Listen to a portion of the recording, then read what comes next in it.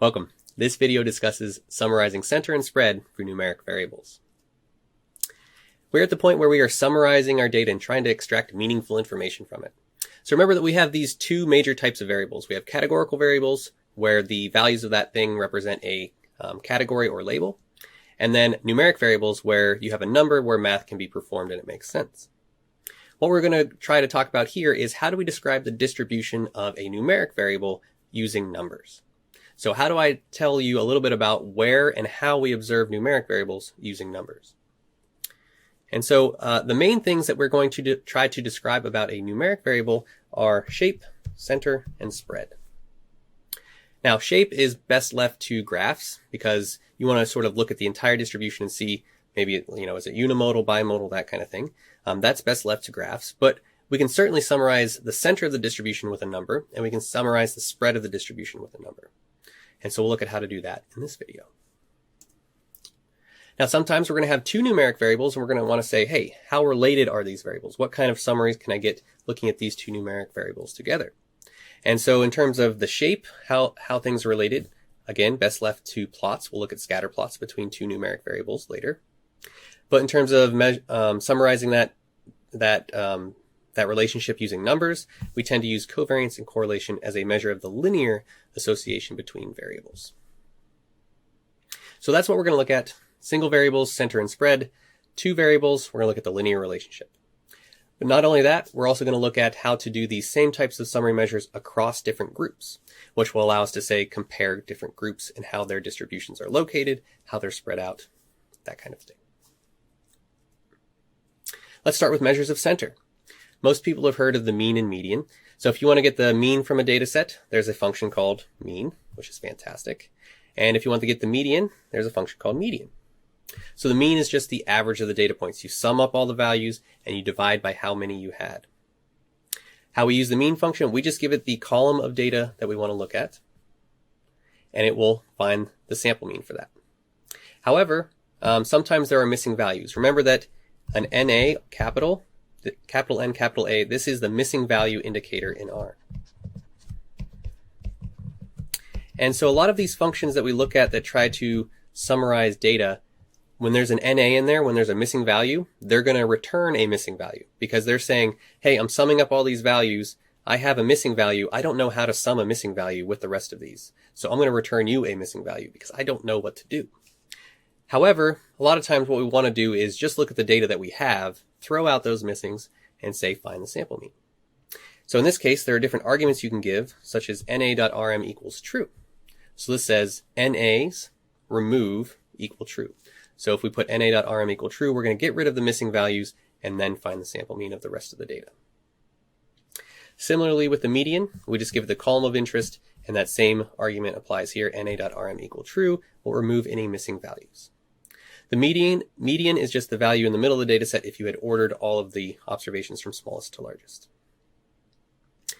So here we can say that the fair variable must be pretty skewed because the mean is much, much larger than the median.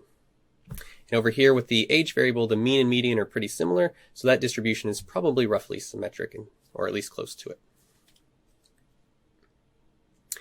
All right, measures of spread. The common ones we might look at there would be the variance, standard deviation, and IQR. So the variance itself, you can find with var. So var stands for variance. SD is the square root of the variance. This is essentially like a sort of an average distance from the mean type of measurement. And then the IQR, this gives us the third quartile minus the first quartile.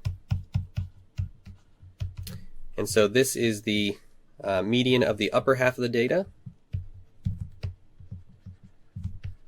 And Q1 is the median of the lower half. Or you might just call them the 0.75 quantile, the 0.25 quantile.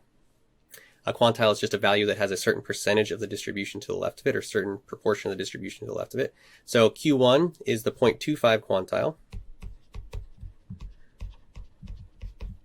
which means that 25% of the data is to the left of it. You would also call this the 25th percentile as well. Lots of different names for this thing. Similarly, Q3 is the 75th percentile. It has 75% of the data to the left of it, 25% of the data to the right of it, if you ordered everything from smallest to largest. So the IQR is just the difference between the 75th percentile and the 25th percentile. So how spread out is the middle 50% of your data. Now, the quantile function will allow you to investigate any quantile that you want. You just give it the vector of probabilities that you want the quantiles for. So for instance, the 0.25 here, if you put that in to this part, you would get out Q1, the 25th percentile. Now, again, we've looked at this summary function up here previously, and summary is going to act differently depending on what type of object you feed it. If you feed it a numeric column, like we did here, you're going to get nice summary statistics out of that. So here we got the first quartile, Q1, Q3, max, min, median, mean, and the number of NAs, the number of missing values in that particular column. So that's how we can measure the spread of our numeric data. Now, when we switch to looking at more than one variable, the two things that we look at are covariance and correlation generally, and these both measure the linear relationship between two variables. Covariance is not generally used that often because covariance has units that are in the units of x and the units of y. So for instance, this value here is in the units of fair times the units of age. So money years, probably. And that's kind of a hard thing to interpret. However, correlation is unitless, and it must be between -1 and 1. And so this is a little bit easier to interpret. So usually we would report correlations between numeric variables. So here we have a weak positive linear association.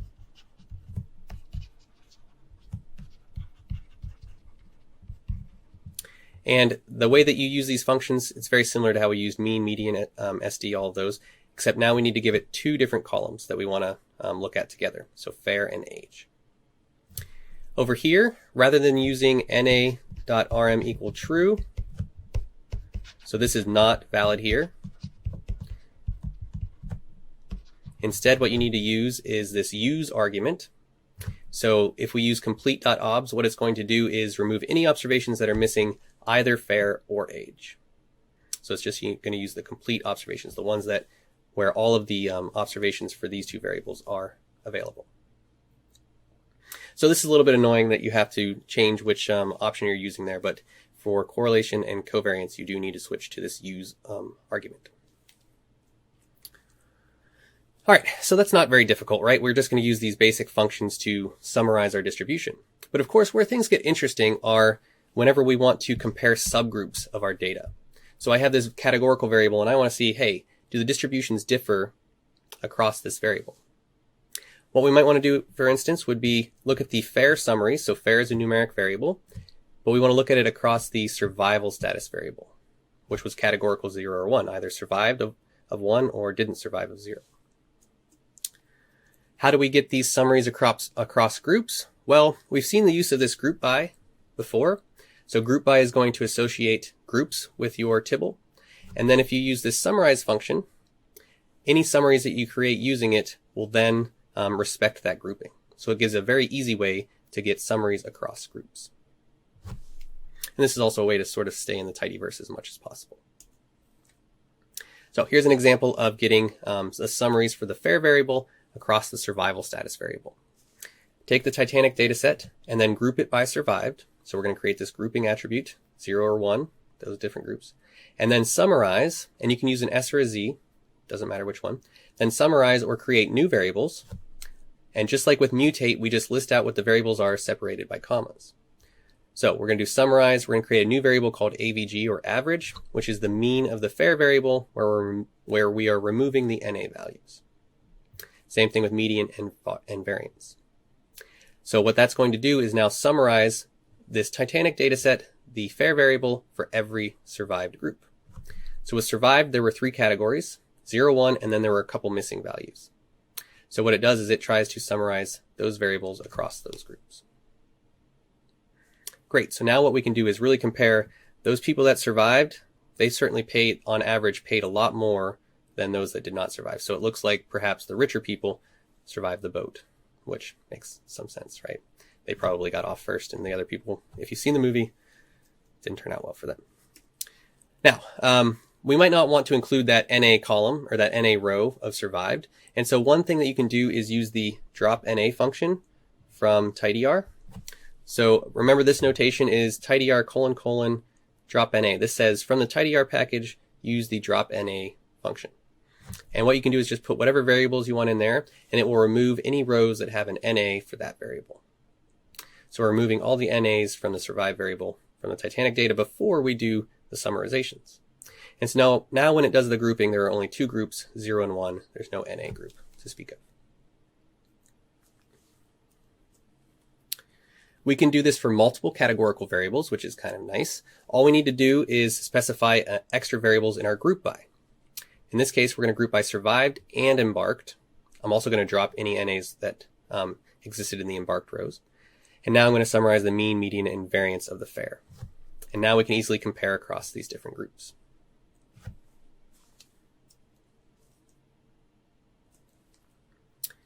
Okay, that's fantastic, but what if I want to take more of my numeric variables and summarize them all in the same way?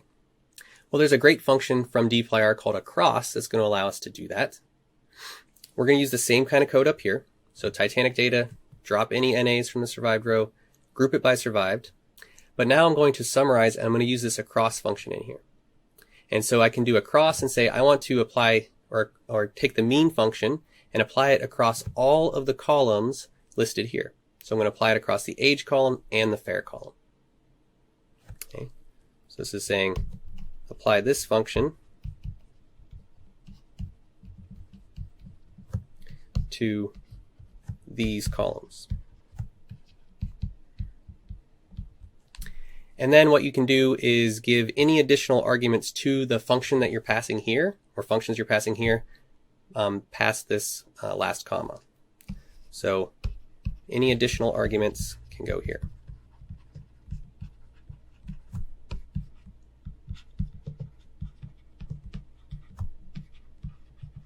This will allow us to remove the NAs as we do these computations. And so what we get out here is, again, grouped by the survived variable, we now get the mean age and the mean fare.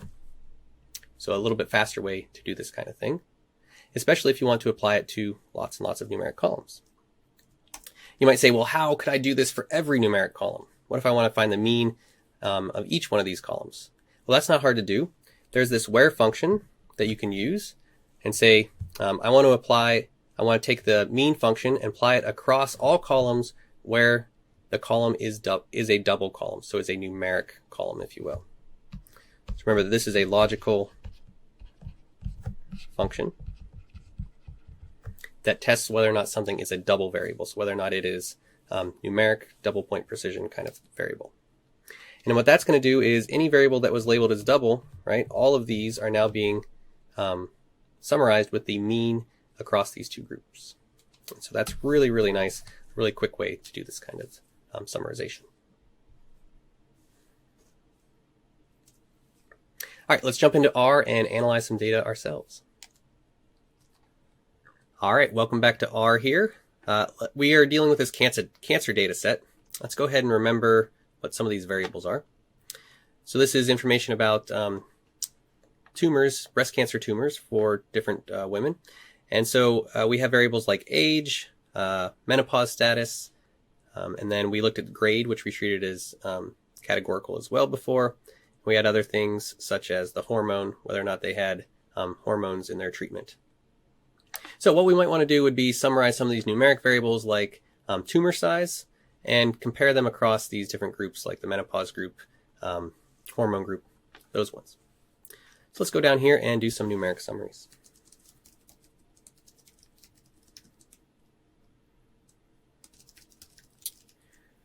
In this case, I'll create a new code chunk. And what we're going to do is just jump straight into creating variables across different groups. So I'm going to go ahead and take the cancer data and then group it.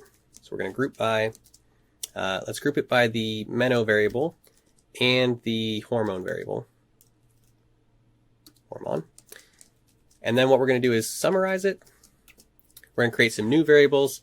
Let's create a mean tumor size. So we're going to do mean of the tumor, no, the size variable, I think is what it was called. Yep. And then we'll do the st of the size variable. And let's go ahead and do the IQR as well.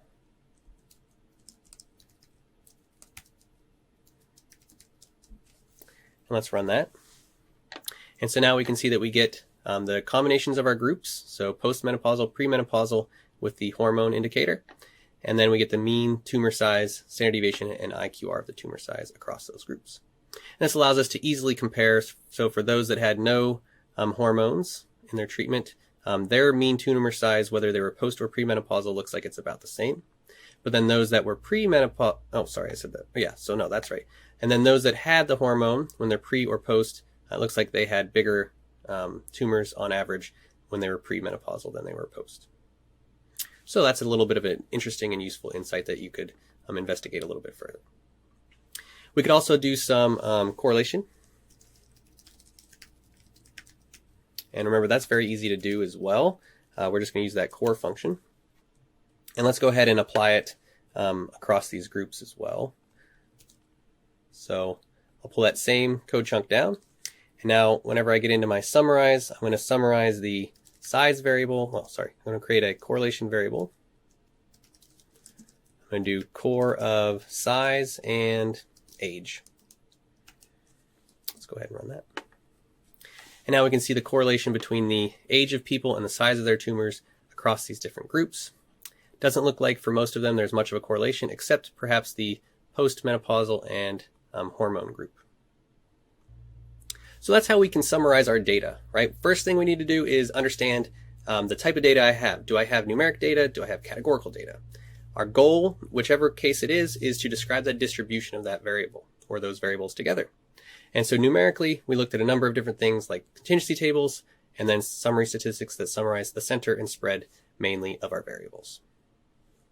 Next up, what we're going to do is look at how to do these things graphically, and we'll gain a lot more insight with those graphs.